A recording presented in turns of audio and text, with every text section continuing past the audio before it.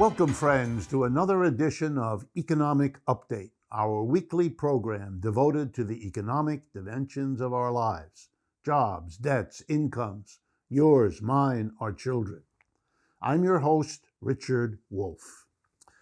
Okay, I want to start by congratulating the students and their allies at the University of Michigan in Ann Arbor. They were called back in large numbers to the campus, and they didn't want to, and they didn't feel that the campus had been made safe for them. And when they got there, they discovered that indeed it hadn't been. And so they did something courageous, unified, and powerful. They went on strike. On September 8th, they went on strike. It was initially a 4-day strike that they called to make it clear how seriously they felt their educations and their very lives were at stake. When that didn't get a proper response from the university, they extended it for a week. The strike ended on the 16th of September, but not before the university had reacted like a large corporation when its workers do not want anymore to work in conditions that are undignified and unsafe. They went to the court to get an injunction. Turns out there's an ancient law in Michigan, as in many states, that deny public employees the right to strike that private employees enjoy in this, let me call it a democracy, I believe. Yes. And so they went to court, and they wanted to use the courts to fine the students, to punish them, to force them back, all the usual corporate behavior from the administrators. It didn't work. It looked like the students were going to continue and were gathering support of teachers, of the parents of all these people who understand the risks involved, and so an agreement was reached. The university withdrew its complaint, withdrew its court activity. All of that is to be done away with. Students are to be given the right to appeal any punishment that they are supposed to get for not showing up because it isn't safe. In other words, the students won their point, and the university had to back down. Even a policing rule coming out of the notion that the police are excessively brought into bear here was achieved. In fact, residential advisors who didn't get quite the same agreement are still on strike as I speak to you, and I think this is an important event. I want to put this in context, and to get the context, I went to a polling institution called College Reaction, which does polls of college students in the United States to find out what they're thinking. I thought you'd be interested. 51% of students now enrolled in colleges think that going back to school this fall was a, quote, wrong choice. Let me let that sink in, but there's more. 6% of these students said they felt they were learning more than they used to before the pandemic hit and the university inadequately responded. 60% said they are learning less. In other words, the failure of universities and colleges across the board, with important exceptions, as, for example, the University of Illinois in Champaign-Urbana, which tests students every day and which took the kinds of steps that should have been mandated for all schools and colleges. So students know, and they're on strike, and they've won things. What's the lesson here? In the United States, universities are run by administrators. That's the wrong way to go. A university has two key players: the students who are there to learn and the teachers who are there to teach. They should be in charge because they're the people upon whom this institution depends and for which this institution was created.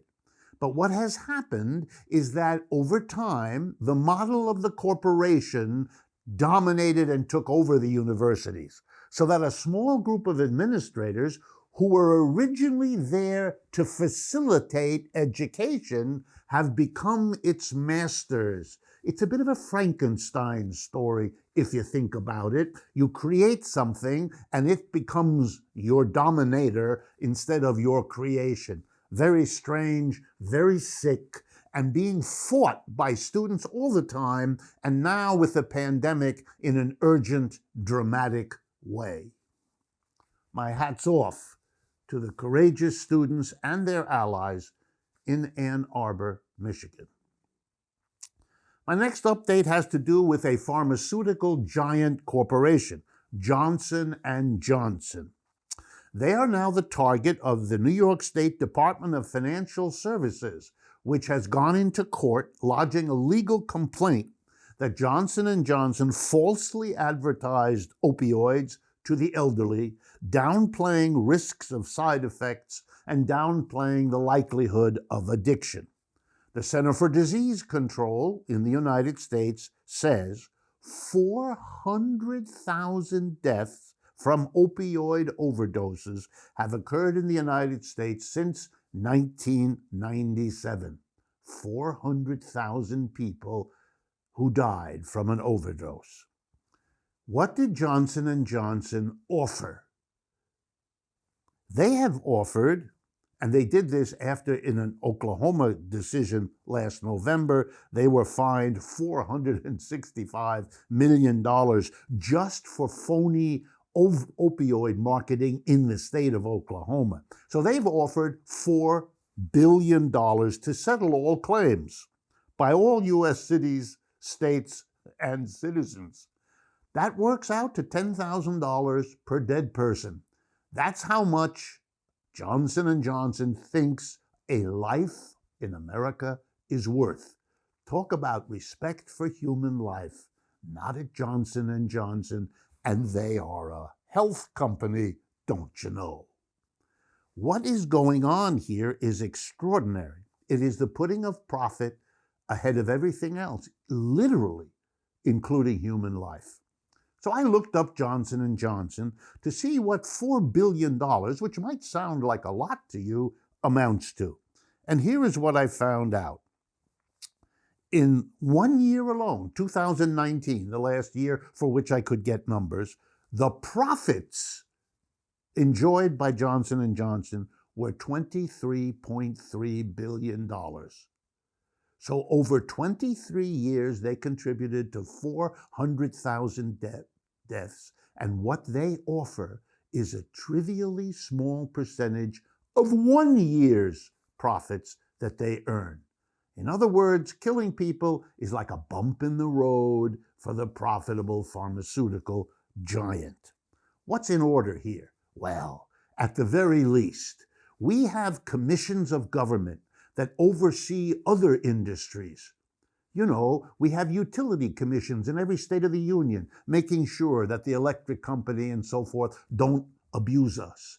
And we have insurance commissions to do the same thing so insurance companies don't abuse us. And those commissions were put into effect because they were abusing us. We have taxi and limousine commissions in many American cities so that that industry doesn't abuse us. Now that we see how the pharmaceuticals abuse us, the least we could do is have a commission to make sure that the government watches what they do and might catch they're putting profit before human health a little sooner than is now the case. My next update has to do with a statistic so stark, I'm sure no comment really is needed, so I'll keep mine brief.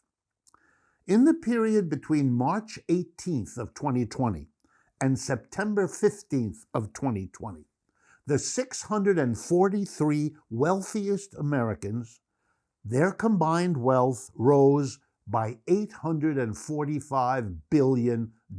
I know it's hard to keep all these numbers in your head, so I'll do it for you.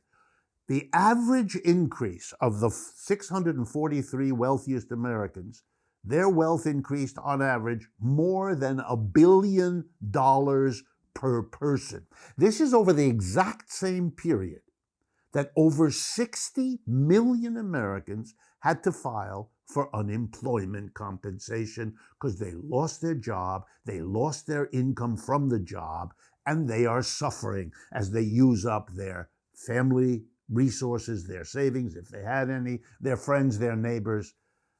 You know, it blows the mind. 200,000 Americans dead, people in real financial difficulty, and the rich keep getting richer.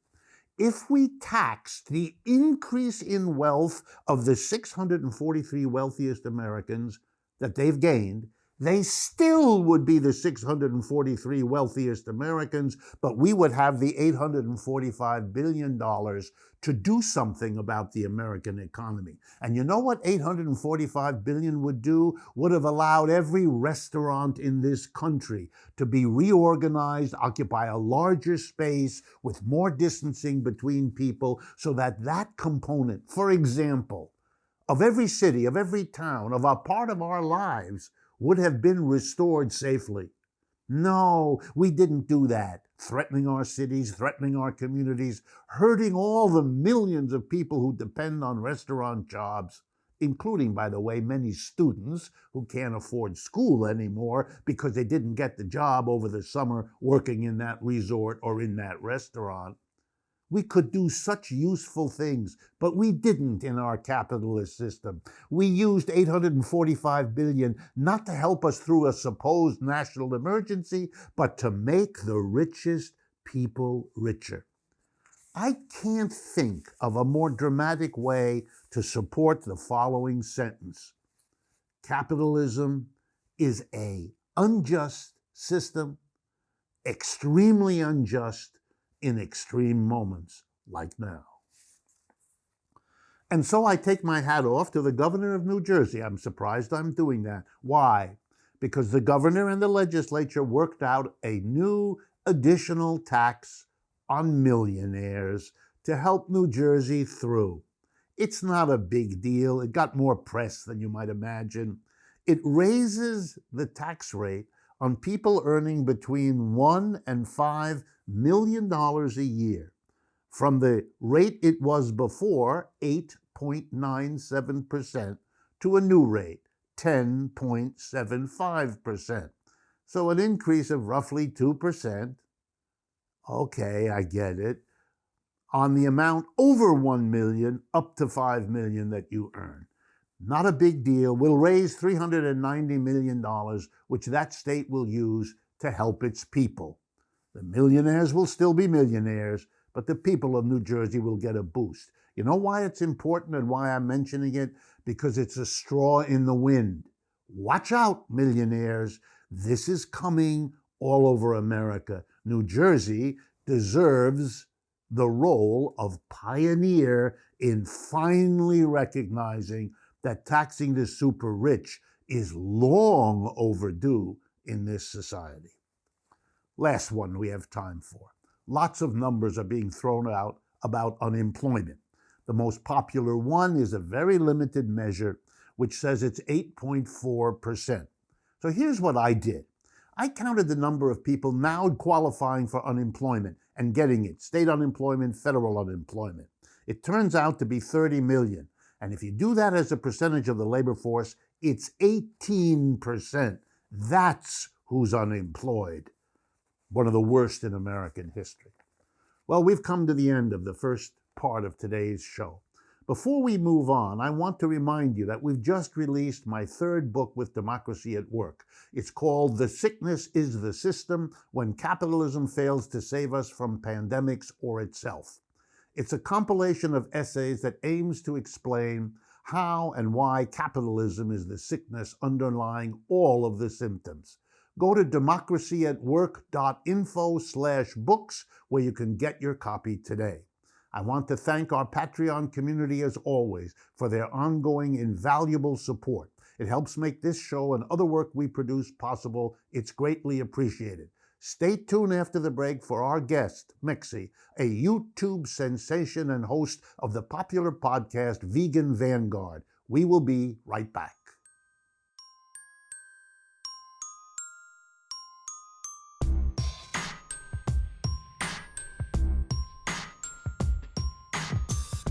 Welcome back, friends, to the second half of Economic Update. It is with real pleasure that I bring on to our microphones and our camera someone who does something like what I try to do. It's one of a growing number of people that are doing it in different ways that expand and enlarge the whole gamut of critical voices coming across and offering the American people a range of opinion they did not have before. In this case, my guest is Mexie. She hosts a popular YouTube channel where she provides grounded critiques of capitalism and explores issues relating to social, environmental, and economic justice, decolonization, and animal liberation. She also co hosts a podcast called The Vegan Vanguard, where she explores these issues in longer form, and her discussions are available at veganvanguardpodcast.com. She holds a PhD in geography, focusing on the intersections between political economy and environmental governance. Mexie, welcome to the program. Thank you so much. I'm so happy to be here. Good. Let's start. And here you need to be real honest and not modest. Okay? You are a fast rising internet presence as a social critic. How would you explain your growing audience and its response to your work, which is why it's growing? Give us your sense of what's happening to the work you do. Well, maybe I will be a tiny bit modest. Yeah. I think that honestly, I got into it at the right time. So I got into it around 2016. So this was kind of after Bernie Sanders' first failed run for president, where a lot of people were through that turned on to the problems of neoliberal capitalism. And it was around the same time as the election of Donald Trump, which really just flummoxed everybody. And at that time, the big platforms like YouTube, et cetera, were really dominated by these right-wing grifters, basically, or really, really well-funded right-wing operations like PragerU. And they were really just misleading people as to what were the true causes of their problems, right? Like it's feminism, it's immigrants, it's some quote unquote globalist conspiracy. And, just diverting people's attention away from the contradictions of capitalism itself as a system and how, our current material conditions and the struggles that we're going through are really easily understandable if you have a class analysis. So I got into it at a time where there was kind of this burgeoning leftist response to all of that. And it's really just grown exponentially since then. And of course, there have been, leftist creators and commentators on these platforms before that, and credit to them because they faced a lot of backlash.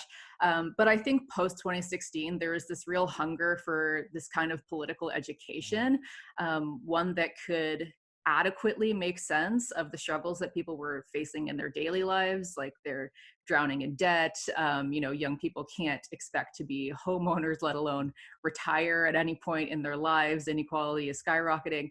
And also to be able to explain adequately the rise of figures like Donald Trump, right? It's like, how could somebody who is so clearly part of the establishment and the ruling elite run and win on a platform of quote unquote draining the swamp? It's because most Americans don't have a political education. They don't have an analysis of capitalism or political economy.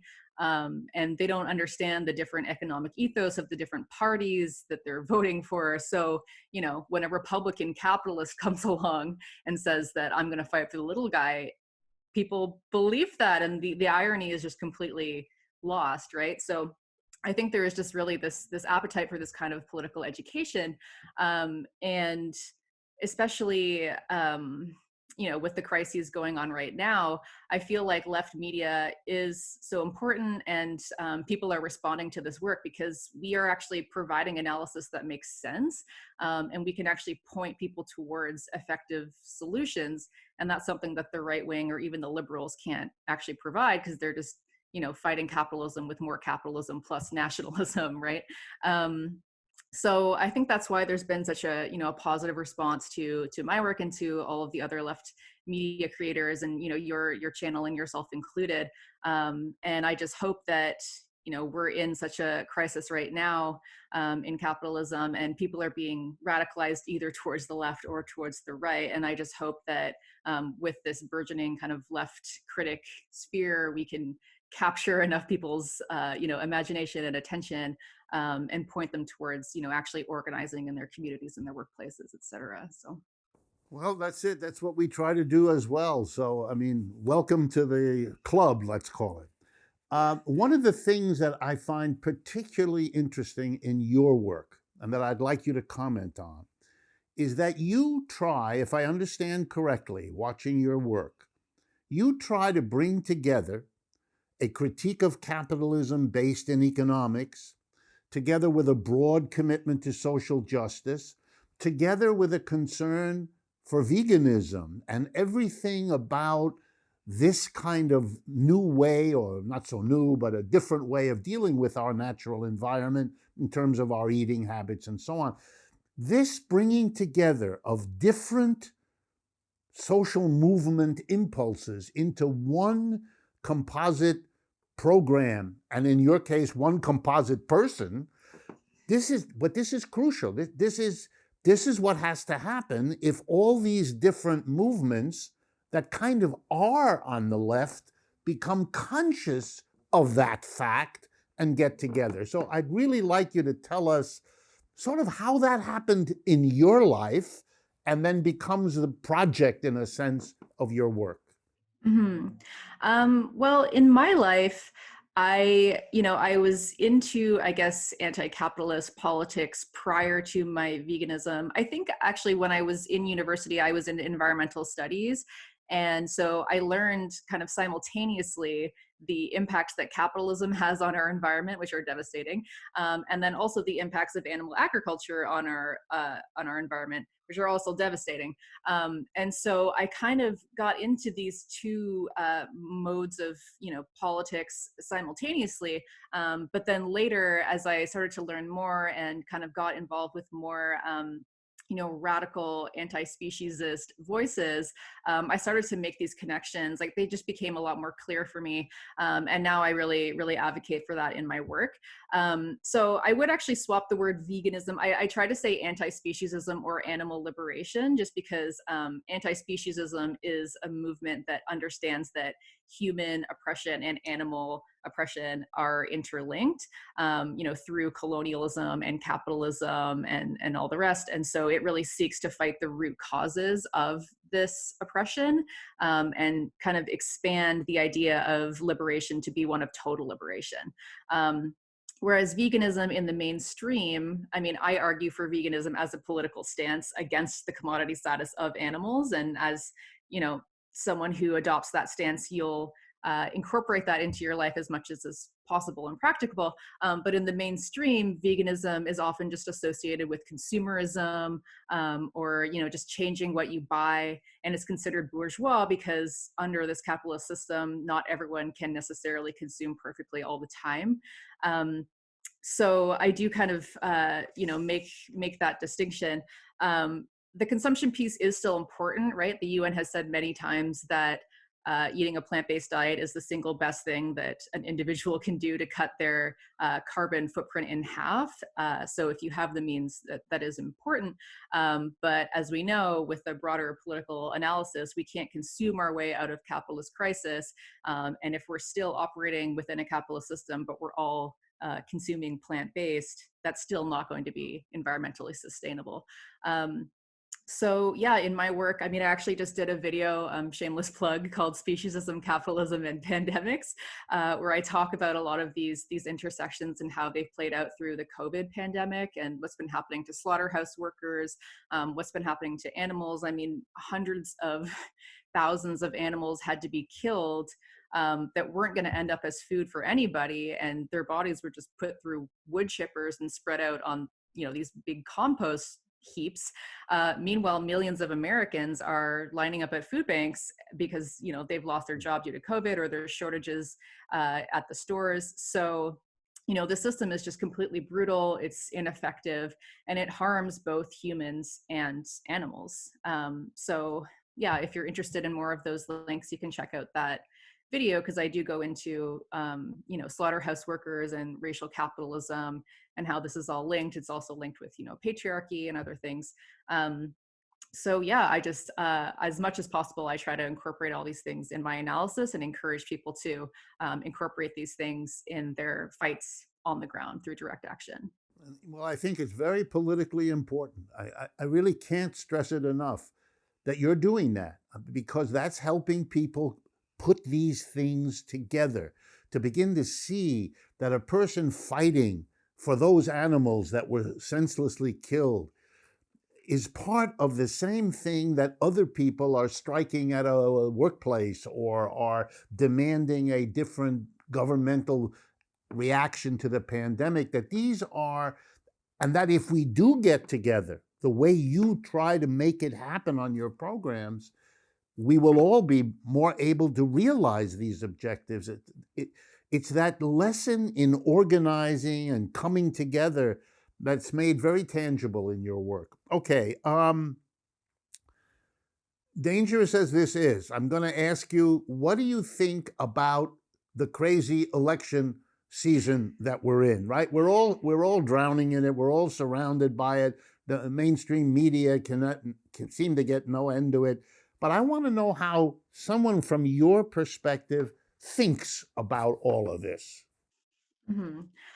Well, I want to start by saying that I am Canadian, so I have held off from talking directly about the election, or I've just basically held off from criticizing Biden and Harris the past few months, because Americans get very, very upset, and understandably so, thinking that people who are outside of the country are doing work or saying things that are going to condemn them to fascism. So I'm very sensitive to that, and I have held off on criticizing Biden and Harris for the past, few months. So, I mean, obviously, I don't want to see Trump win a second term. I don't think that anybody can afford that. But at the same time, I mean, the election is such a complete farce, right? Like Joe Biden running on a platform of a return to normalcy. It's basically just a return to crushing neoliberalism. And there's actually the danger, I think, that if he gets into power and then doesn't actually provide any positive change, he's not selling the answers. He can't solve the contradictions of capitalism. And so in 4 years' time, we could just have a swing back to a potentially even worse Republican, maybe a Tucker Carlson or something like that, right? But I'm actually hopeful, because I don't actually think that Joe Biden can diffuse the revolutionary energy right now the same way that Obama did. And he did in 2008. He's just not as inspiring. So I don't see a lot of people who are really riding with Biden unironically. I just see a lot of people who are saying, we really need to get Trump out of office. And I don't particularly care for this man or his platform, but we just have to get this done. So in that sense, I'm hopeful, because I think it seems that people are more and more awake these days, and I think they're awake enough to know that voting in another neoliberal Democrat is not going to be the solution to our problems. It's strategic. It's strategic, but there's a lot more work that needs to be done. So, I mean, I think that I'm hopeful in that sense. I also think the Democrats could win this election if they bothered to offer anything that their base actually wanted, like universal health care. But yeah, I mean, it's clear that I don't think they care about winning as much as they care about not providing systemic change that would hurt them and their Wall Street donors. Well, thank you. I appreciate it. Your being a Canadian gives you a perspective that is perfectly important for Americans to hear, so that we're not all in the same little bubble looking at it, but you have someone from outside. Thank you very much, Mexie, and especially thank you for the work that you do. It is vitally important, and lots of us recognize it, and thank you for it. This is Richard Wolff, and I look forward to speaking with you again next week.